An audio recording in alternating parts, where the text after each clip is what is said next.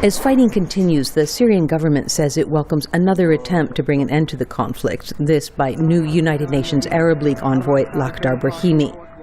But Syria's information minister Omran al-Zoubi mocked Egypt and its attempts to find a solution to the civil war, arguing that President Mohamed Morsi is a puppet of the United States and Israel.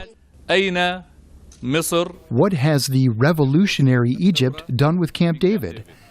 What has Egypt and Mohamed Morsi done with the Egyptian gas transported to Israel? Mr. Morsi, who's been trying to raise his international profile, has made clear he wants Syrian President Bashar al-Assad to go.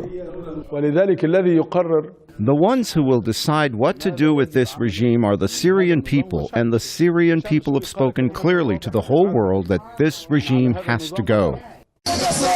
Despite his support for the opposition, Mr. Morsi has called for a regional conference, including pro-Assad Iran, to find a negotiated settlement.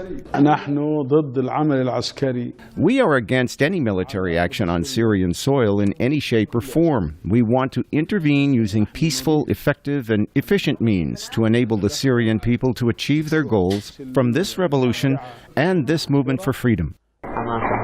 Mr. Morsi finds support among many in Egypt who argue that Iran's backing of Mr. Assad prolongs the inevitable, while Saudi Arabia and Qatar's arming of the opposition ignores the question of a stable transition.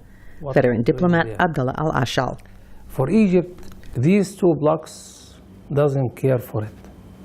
We need any peaceful settlement in Syria, whether Bashar would be there or not. Of course, if you ask me about Morsi himself, he doesn't like Bashar. Al-Ashaal says Mr. Morsi, who comes from the Sunni Muslim Brotherhood, sympathizes with Islamist elements fighting the secular Alawite Mr. Assad. He adds that Mr. Morsi's election, following a popular uprising, also has a bearing on his position, as do historic ties between Egyptians and Syrians. Parliament member Manar Shorbagy says the human factor looms largest in Egypt popular sentiment. It has nothing to do with being Sunni, Shiite. This is a majority, this is a minority. Who cares? These people are killed. I mean, they are human beings and they are killed. While hopes are low that either UN envoy Brahimi's or Mr. Morsi's efforts will bear fruit, the stepped-up pressure has put the Syrian government at further odds with much of the world. Elizabeth Arrott, VOA News, Cairo.